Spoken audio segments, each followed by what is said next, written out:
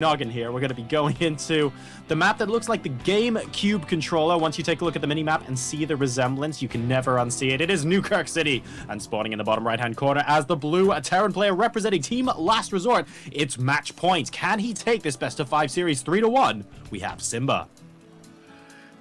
Going up against him in the bottom left-hand corner, representing Team Infused, taking...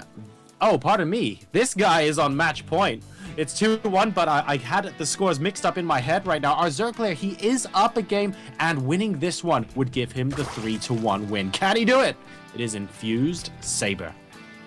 Indeed, they are, and look at that. Already a command center on the way. Command center first. Actually, denying building that command center there for a little while was Sabre, and that was is a good thing. I mean, delaying that command center as long as possible is obviously a good thing to do, and he might be able to delay it some more because no, he's not. The second SCV is going to come out and be able to chase that away. So command center first, going to be responded to by double hatchery first.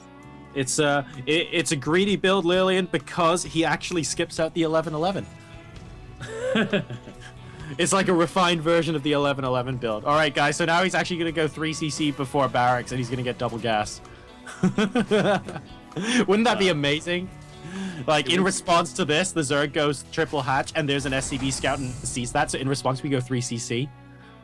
And then continue until you have 6 bases, and you haven't not built a spawning pool or a barracks at all. Just exactly. Six hatcheries. But then the Terran goes into, like, 6 factory Hellion opening. That kind of hurts. Ooh, yeah, that's going to be bad.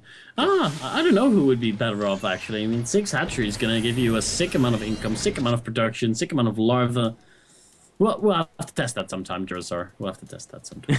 We will indeed. We have the factory going down now, and the last remaining drone is attempting to do a bit of damage. It's on 2 hit points. It's so close. Unfortunately, this Marine... Oh, then the Marine actually spawns the wrong side of the ramp, but the Troll supply depot goes down for the last time in this Zerg's lifetime, as the Scout completely annihilated. Now, in the meantime, Simba only just going into Scout Sabre's base. Yeah, a bit of a late scout. Is he gonna get to see that third base? Yes, he has the SCV, sees the creep. Tiny bit of creep. Yeah, tiny bit of creep has been seen, so he will be able to deduct from that a third base is present, is gonna see the gases get taken in the main base. So all in all, a very good scout for Simba, because no queens were out yet, and not a lot of zerglings out on the field either, so that scout was able to see everything that it wanted to. Yeah, super macro builds coming out of both of these guys here. The worker supply, as it currently stands, is 32-24 in favor of Sabre. Of course, Simba does have those double mules he can work with as well, and he's actually going for 2 factories. So I am led to believe that he's actually going to be going for a double factory Blue Flame Hellion build, unless, of course, he goes straight into those Hellbats. There was mention of... Lillian, help me out here. I remember reading, like, a few days ago that the next mini-patch is gonna make it, like, an upgrade again, but I don't know if that's happened yet. It hasn't, has it? It has already been implemented a few days. Okay, cool.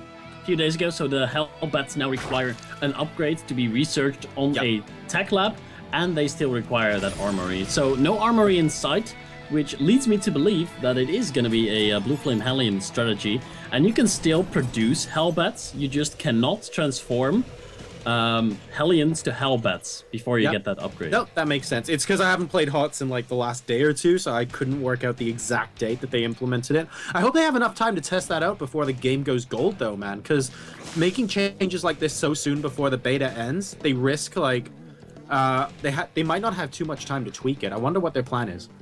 Their plan was, it is so ridiculously OP, we need to change this now, because contains that Terrans could do with Hellions, like contain a Zerg on 2 base for a long time, and then when that contain was about to break, they would transform into Hellbats, a few tanks would come along, and they would win the game. No way, man. Like, Terran is so underpowered because Hellbats can't shoot it, yeah?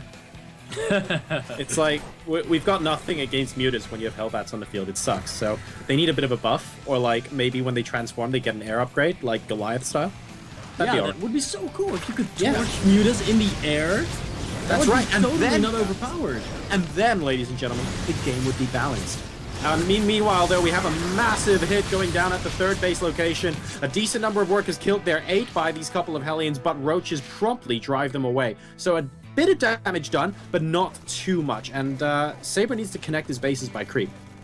Yeah, he needs to do that desperately. He still does not have a single creep tumor out on the map, which is a little bit sloppy, really. Making an extra queen, just dedicating that to creep spread and being able to have an extra queen for transfuses, defense against drops, defense against anything, really. Being able to transfuse spine crawlers is always a good thing to have. Now, this is an interesting move.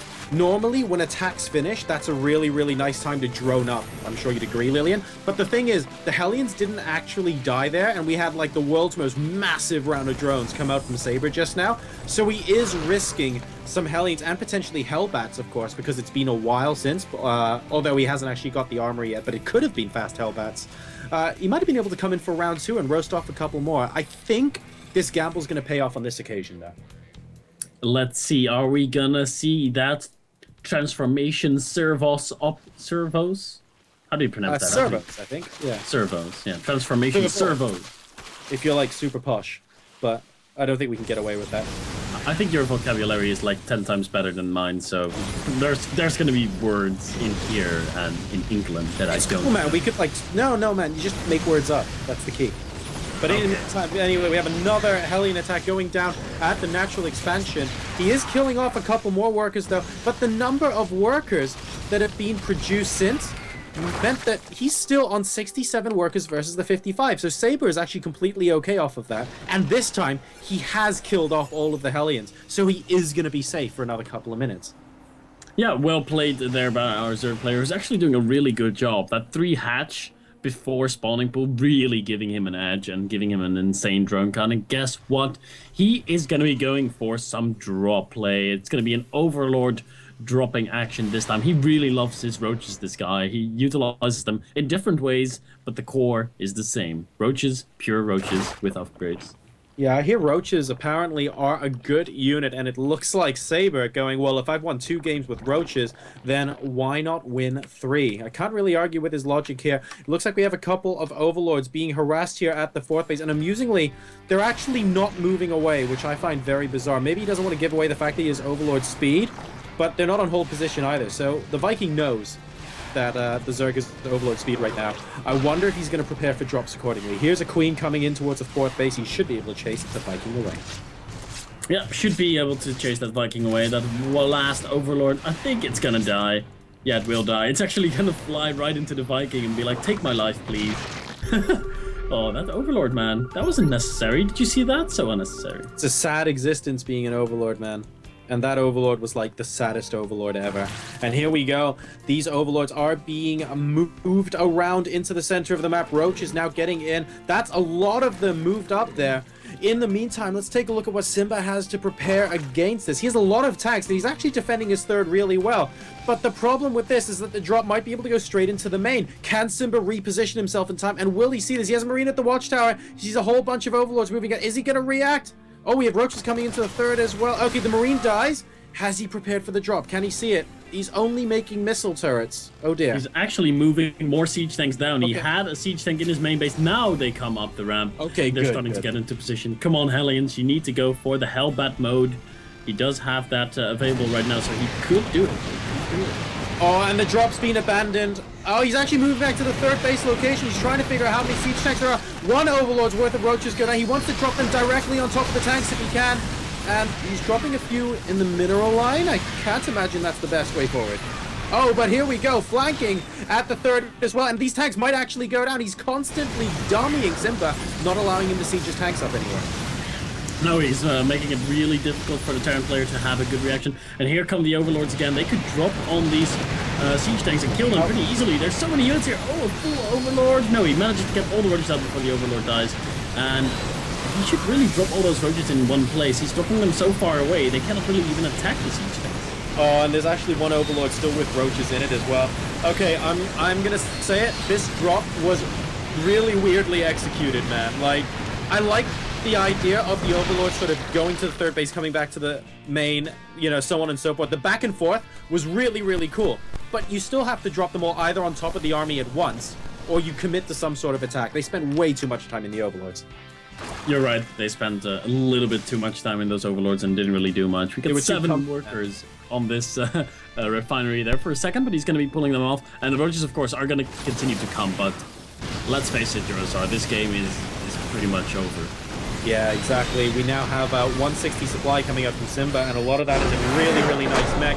And Sabre knows it. GG's out. The roaches in their plush, luxurious overlords not wanting to leave, unfortunately, costing him the game. Those ensuite bathrooms did not pay off.